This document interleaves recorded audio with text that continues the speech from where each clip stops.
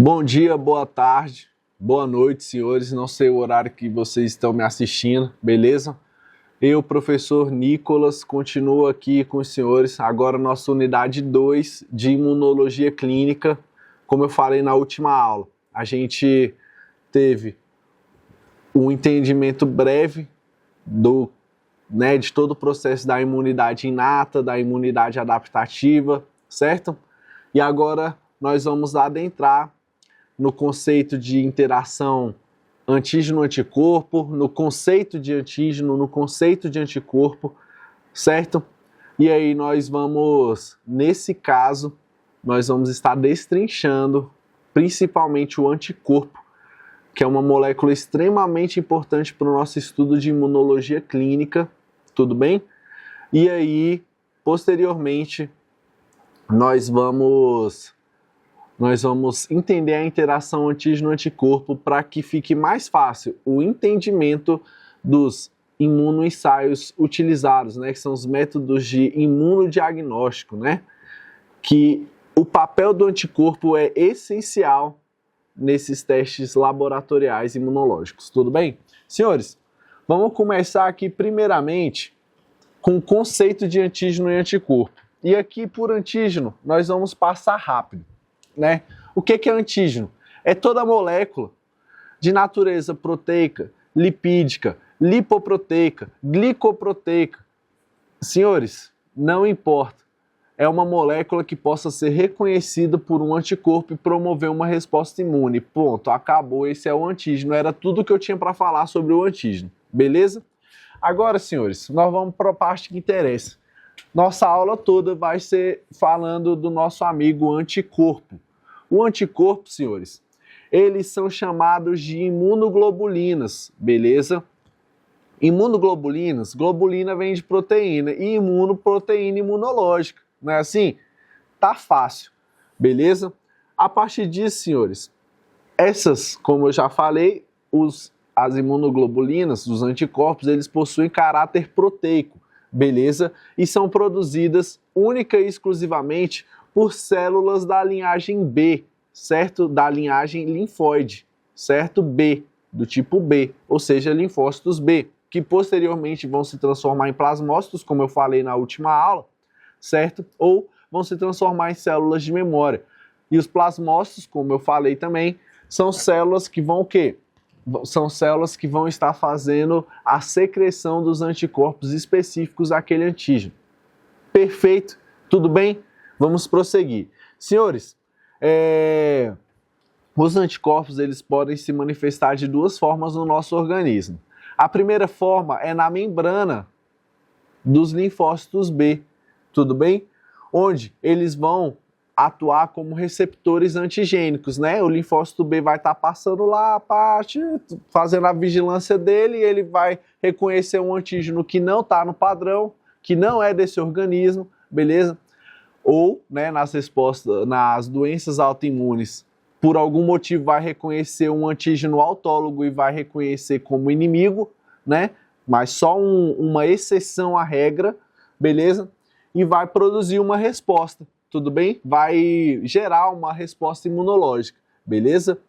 Outro ponto muito importante é que, outra forma muito importante que os anticorpos vão estar presentes no nosso organismo é livres, né? Livres no nosso sangue, beleza?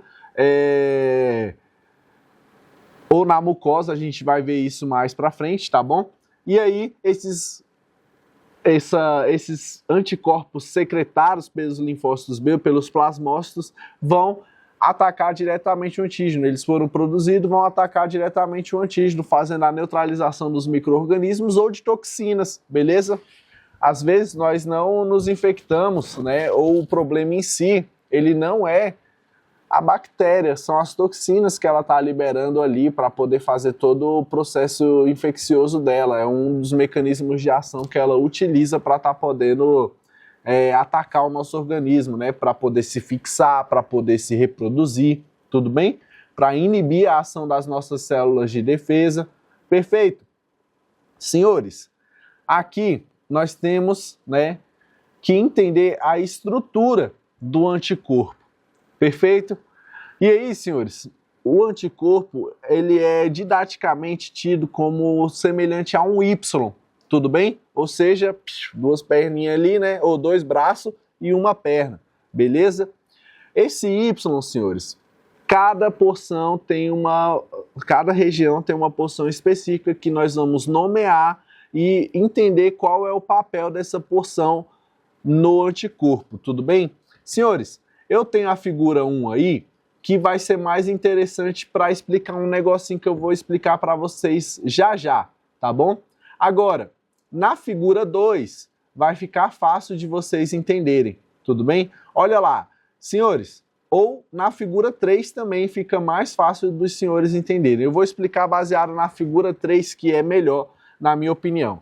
Senhores, o que eu quero que vocês entendam da parte A aí, da IgG secretada, é que toda essa região vermelha, ela é o que, senhores? Toda essa região vermelha, ela é de cadeia pesada, beleza? De cadeia pesada.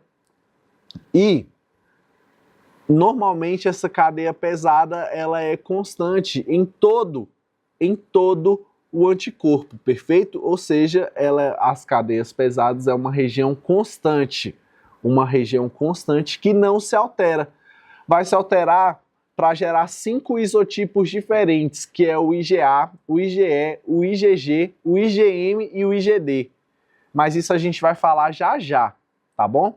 Agora eu quero que vocês entendam comigo que a parte vermelha aí da figura 3, ela é uma parte constante, constituída por uma composição química de cadeias pesadas de carbonos, hidrogênios, tudo bem? Entendido? E a parte verde é a parte de cadeia leve. É uma região que a gente chama de região ou fragmento hipervariável. Por que hipervariável? Porque ele pode ter inúmeras composições, um alto grau de variabilidade, senhores, que vai permitir com que esse anticorpo, nessa região variável, que é o sítio de ligação, possa se modificar invariáveis vezes para se ligar ao sítio de ligação do antígeno ao qual foi sensibilizado. Perfeito?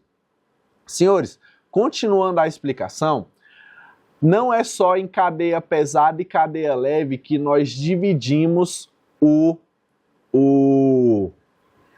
anticorpo. Como eu falei, nós também temos a região constante, que é toda a região vermelha, e a região hipervariável, que é a região verde.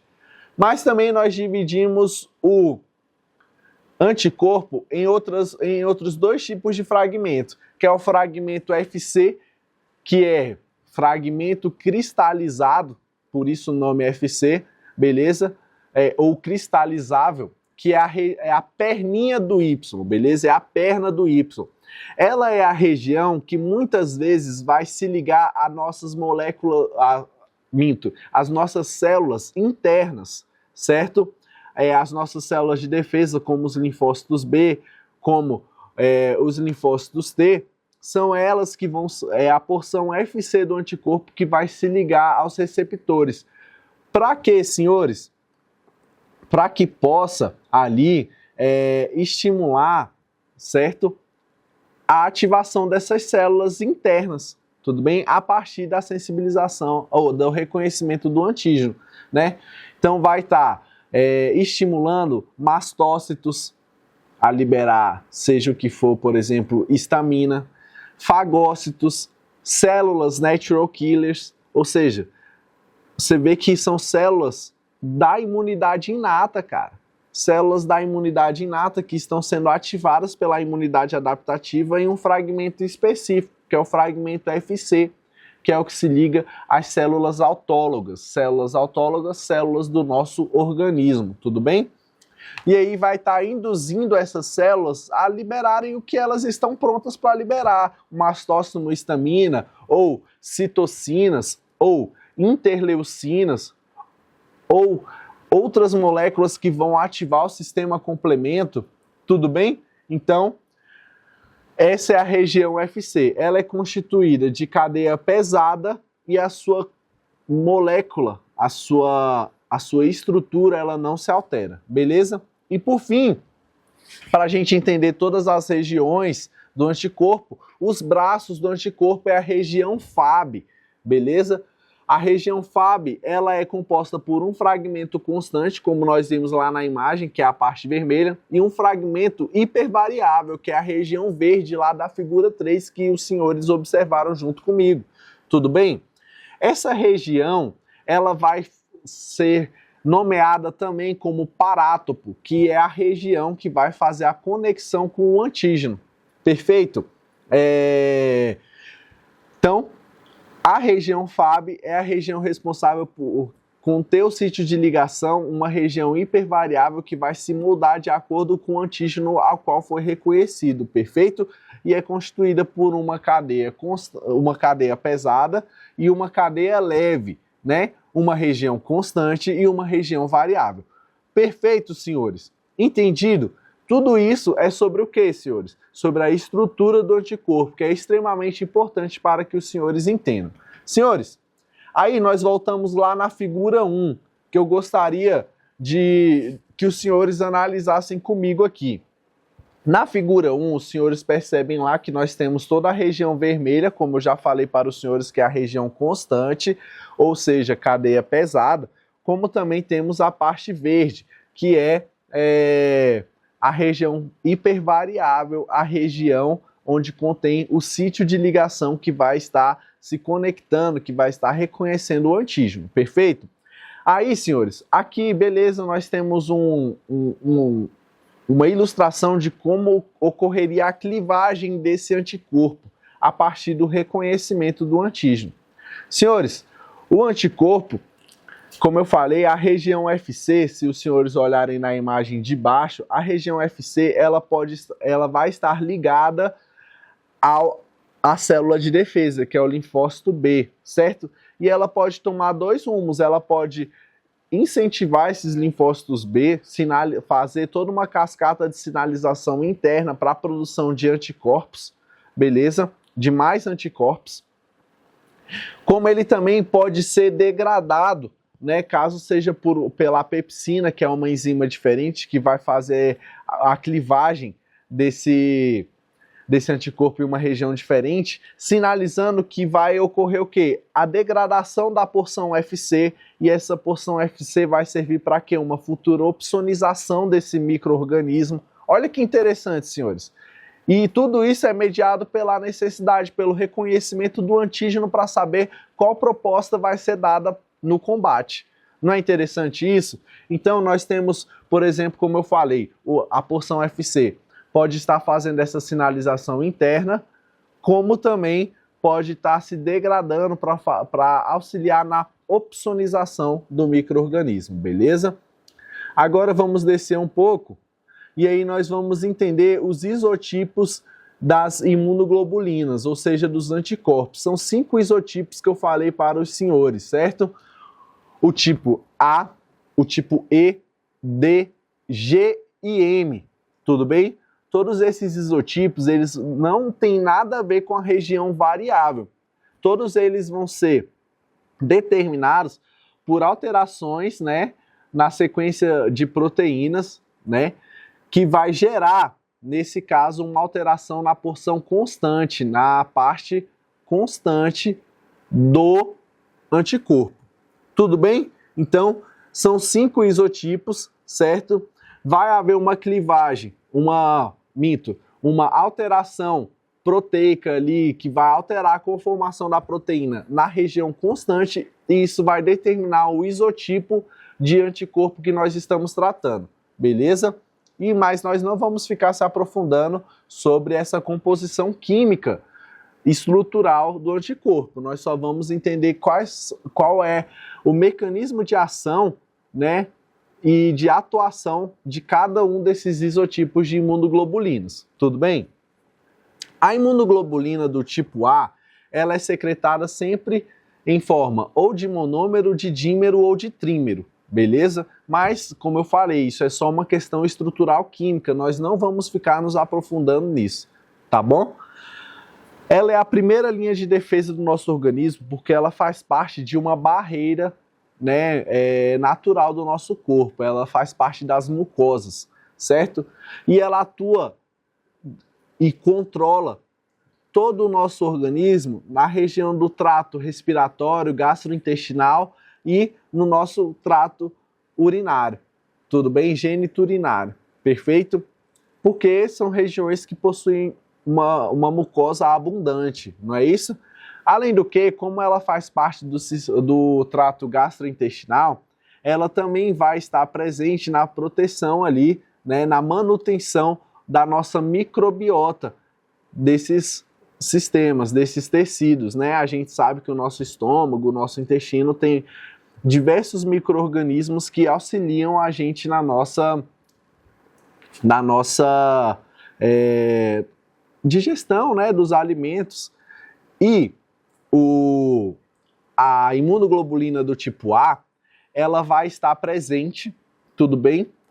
Não vai estar reconhecendo como inimigo esses micro-organismos. Mas caso haja um desequilíbrio, comece a gerar uma infecção, né? A liberação de toxinas por um grupo, ou uma infecção mesmo por um outro patógeno exógeno, né, que vem por vezes na alimentação, aí sim a imunoglobulina do tipo A vai estar agindo, vai estar reconhecendo, perfeito? Nós temos a imunoglobulina do tipo E, que é secretada em forma de monômero e tem um papel ativo no combate a parasitas e processos de hipersensibilidade, que são as alergias, perfeito?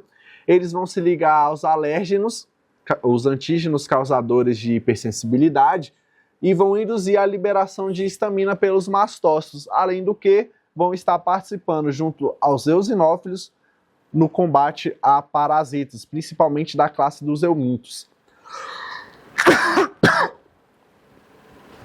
Peço perdão aí, tá, senhores? É porque a minha voz tá ficando complicada, mas perdão aí pela tosse, beleza? Vamos lá. Imunoglobulina do tipo D. A imunoglobulina do tipo D, senhores, ela é secretada também em forma de monômero e está associada à membrana dos linfócitos B, beleza? Mas esses linfócitos ainda não foram sensibilizados, beleza? E é a imunoglobulina do tipo D que vai reconhecer o antígeno, tudo bem? Ela vai estar fazendo o papel de receptor antigênico na membrana dos linfócitos B. E a partir do momento em que reconhece um antígeno, né, que é sensibilizado a um antígeno, seja por uma célula apresentadora de antígeno, como é o monócito, né? Isso é muito interessante. O monócito vai lá apresentar o antígeno, vai ocorrer a sensibilização e posteriormente vai ocorrer o quê? Uma diferenciação celular. O linfócito B, que agora foi sensibilizado a um antígeno, ele vai o quê? Se diferenciar em um plasmócito cheio de anticorpos específicos ao antígeno para o qual ele foi sensibilizado e vai secretar esses anticorpos no local onde ocorreu a infecção, perfeito? E aí, senhores, nós temos os últimos dois tipos de imunoglobulina, que é a imunoglobulina do tipo G e a imunoglobulina do tipo M, tudo bem? A imunoglobulina G, secretada em forma de monômero, é tido como um anticorpo quente, porque ele atua acima de 37 graus Celsius, né? Por isso que às vezes nós temos a febre e tudo mais, tudo bem? Está muito associada a processos inflamatórios do tipo crônico, beleza? E vai fazer a estimulação, a retroalimentação da imunidade inata por meio da ativação do sistema complemento. Também vai gerar uma citotoxicidade celular dependente de anticorpo, né? Vai fazer a ativação dos linfócitos citotóxicos, que são os linfócitos TCD8 positivo, perfeito? E também vão se degradar, podendo, né, naquela clivagem que eu mostrei para os senhores, fazer a opsonização do micro-organismo, beleza? Essa é a classe de anticorpo mais abundante no nosso organismo e é o único tipo capaz de transpassar a barreira placentária, gerando sendo responsável aí nesse caso por todo o sistema imunológico ali, por todo o papel imunológico do feto, beleza? Do embrião durante o período da gestação, perfeito? E por fim aí, nos isotipos, nós temos a imunoglobulina do tipo M, que é secretada em forma de pentâmero, e são tidos como anticorpos frios, beleza? Que vão atuar na temperatura normal do organismo e vão estar participando, em suma, aí, de processos inflamatórios agudos, beleza? E principalmente é o primeiro tipo de anticorpo secretado, produzido ali após o reconhecimento de um antígeno de determinado patógeno, perfeito?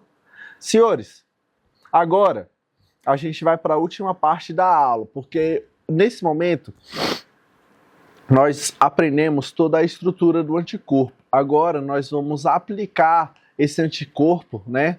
Entender como ocorre essa interação antígeno-anticorpo para que, né, nesse caso, a gente entenda nas próximas unidades como que se ocorre os imunoensaios, beleza? Como que ocorre os imunoensaios e os métodos de imunodiagnóstico, beleza? Então, essa parte da aula vai ser uma introdução também, né? Vai ser um conhecimento, um pré-requisito para que a gente entenda os métodos de imunodiagnóstico, beleza? Tem quanto tempo aí, produção? 9 minutos. 9 minutos, vamos lá.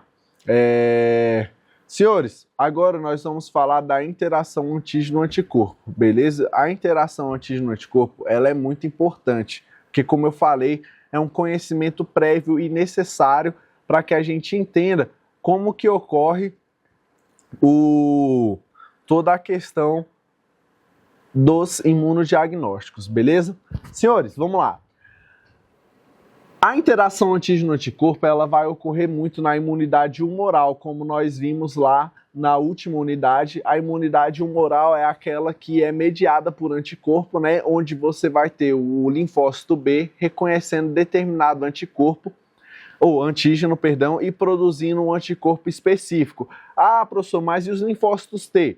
A gente viu que os linfócitos T não é uma mediação por anticorpo, mas uma apresentação do antígeno pelo MHC, podendo ser uma apresentação pelo MHC do tipo 1 como o MHC do tipo 2. Não é isso, senhores? E aí isso vai gerar uma resposta, né, dos linfócitos TCD8 ou TCD4. Vai haver toda essa diferenciação, perfeito? Dependendo do tipo de MHC que apresentar o antígeno. Beleza? Senhores, outro ponto importante, eu falei que os braços do anticorpo responsável por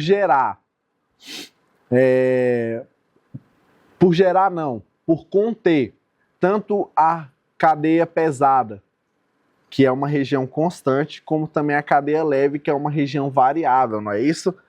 Essa região, como eu falei na última aula, ela vai ser chamada de parátopo. Ela vai ser a região responsável por se conectar ao epítopo. São nomes difíceis, não é? Mas o parátopo são os braços do anticorpo e o epítopo é o sítio de ligação do antígeno, né? É a região do antígeno com afinidade química ao anticorpo, né? Ou sítio de ligação, por assim dizer, né? Não é? Beleza?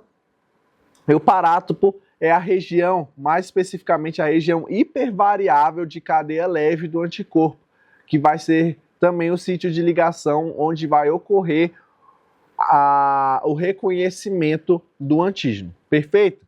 Senhores, essa interação ela é muito específica, como a gente está tratando aqui há muito tempo. A especificidade é o carro-chefe da imunidade adaptativa, o que não é o caso da imunidade inata. E quando nós falamos de anticorpo, precisa necessariamente vir à cabeça dos senhores a questão da especificidade. O anticorpo ele precisa ser altamente específico ao antígeno a qual ele foi sensibilizado, beleza? Essa ligação química, senhores, ela também é forte. Porém, embora seja forte, ela é uma reação química reversível, ou seja, é possível que o anticorpo se ligue ao antígeno, mas ele se solte também. Tudo bem? Senhores, por ser reversível, né, isso também pode gerar uma espécie de reação cruzada, beleza? Isso pode gerar uma reação cruzada, isso não é interessante. Mas já já eu vou falar das reações cruzadas para os senhores, tá bom? Senhores, outro ponto muito importante é que essa ligação química, ela ocorre de uma forma, como eu já falei, além de reversível, deixa eu colocar aqui, tem uma imagem que eu quero que os senhores vejam. Só antes de falar dessa imagem, essas ligações químicas ocorrem por vários processos, né, de reação química que explicam essa conexão entre os sítios de ligação entre o parátopo e o epítopo, beleza? Dentre elas, nós podemos citar algumas das quais ocorrem, por exemplo, no arranjo do DNA, que são as pontes de hidrogênio, que é muito comum, beleza? Nós temos as interações eletrostáticas. E aí, quem pegar a química comigo também vai ver que essas interações eletrostáticas ocorrem quando um elemento, um átomo, ele não está totalmente estabilizado, né? E ele se atrai por outro, né? Fazendo tudo isso, uma atração química, dando um arranjo diferente àquela proteína. Tudo bem? Isso acontece, senhores, vou dar um exemplo bem simples aqui dessa atração, interação eletrostática, que é um cabelo cacheado, por exemplo. Vocês sabiam disso? No cabelo liso, né, você tem pouca atração eletrostática entre esses elementos que não estão totalmente estáveis. Já no cabelo cacheado, e é por isso que, né, você tem as ondulações do cabelo cacheado, é por conta dessas atrações eletrostáticas. E aí, quando a pessoa vai lá e passa uma chapinha, tá esquentando, não é? E quando você esquenta, você dá a energia o suficiente, né? O calor, a energia suficiente para que aquele elemento ele fique estável. Mas que ao ser exposto ao frio ou à água, que vai absorver um pouco desse calor, o que que acontece, senhores? Acontece que gera os cachos novamente. Não é interessante isso? Então, tá aí um dos exemplos dessas ligações químicas, dessas propriedades químicas que participam da interação do sítio de ligação do epítopo para com o parátopo, perfeito? Beleza. E também as forças de Van der Waals, beleza? Que são forças de atração também entre os elementos, beleza? Senhores, vamos lá. Continuando aqui, para que haja uma interação entre um anticorpo, como já falei, precisa ter a especificidade, como já foi falado inúmeras vezes aqui, a afinidade química, que é um sítio de ligação, ter essa afinidade com o outro. E um tópico importante que está na próxima imagem, que é a figura 4, que eu gostaria de chamar a atenção dos senhores, que é a avidez, né? Que é quando um antígeno ele possui mais de um sítio de ligação específico, tá? Com aquele anticorpo que foi produzido. O mesmo sítio de ligação, só que disposto em vários locais na molécula. Nós chamamos isso de polivalência ou multivalência. E esse fator ele vai determinar ali a força da reação, tudo bem? Essa força da reação é extremamente importante, tá, senhores? Extremamente importante. Por quê? Caso seja polivalente, vai ser muito alta a reação, a força de atração. Caso seja bivalente, vai ser alta a força de atração. E se for monovalente, vai ser fraca. Tudo isso, senhores, tudo isso vai determinar também o grau da imunogenicidade que aquele patógeno está gerando no nosso organismo. Quanto mais sítios de ligação tiver, mais anticorpos vai ter que produzir. E maior vai ser a resposta inflamatória, a resposta imunológica, o que aumenta o grau de imunogenicidade daquele patógeno. Não é interessante, senhores? Não só isso, mas outros fatores também. Tudo bem? Como eu estava falando, senhores, se nós temos a especificidade, a afinidade e a avidez. Quanto mais sítios de ligação, né, sendo um antígeno polivalente com vários sítios de ligação, você vai ter uma afinidade muito alta. Isso é muito importante, senhores, porque quando nós formos tratar nas próximas unidades de imunocomplexos, né, métodos de imunodiagnóstico, de imunoensaio, que tem por base a formação de imunocomplexos, que é a interação do antígeno com o anticorpo, vai ser relevante tanto a valência desse antígeno, como também a concentração de antígeno e anticorpo. Na química, né, quando a gente está estudando cinética química, a gente entende que quanto mais substrato tem, mais rápido ocorre a reação química. A reação química vai ocorrendo de forma mais acelerada, né, por conta da concentração de substrato. Agora, aqui na interação antígeno e anticorpo, nós precisamos ter uma concentração semelhante, proporcional entre os dois, para que a reação química ela seja tida como uma reação de sucesso. Caso você coloque pouco, tenha pouco antígeno e muito anticorpo, você vai ter a formação de pequenos imunocomplexos. Isso também acontece quando você tem mais anticorpo do que antígeno e também mais antígeno do que anticorpo, beleza?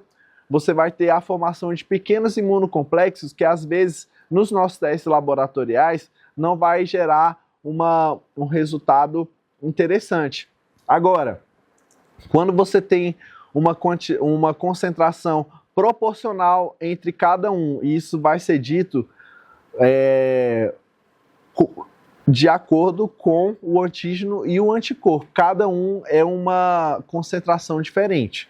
Mas você vai gerar uma zona de equivalência, onde serão formados imunocomplexos grandes e visíveis a olho nu. Entendido? Quem já teve uma prática laboratorial, o melhor exame para se detectar isso é o da aglutinação, né? A gente vai vendo lá os imunocomplexos formados, bem pouco, e também quando tem o complexo grande lá, é porque a gente atingiu a zona de equivalência, beleza? A interação do antígeno com o anticorpo, ela vai poder estar reconhecendo, o anticorpo vai poder estar reconhecendo uma toxina, um RNA viral ou um antígeno na membrana do micro-organismo. E a partir desse ponto, você vai ter a formação do imunocomplexo, a sinalização para outras células de defesa agirem, seja atacando o micro-organismo ou a célula infectada. Tudo bem, senhores? Na próxima aula nós vamos dar a entrada no nosso imunodiagnóstico e eu aguardo os senhores, beleza?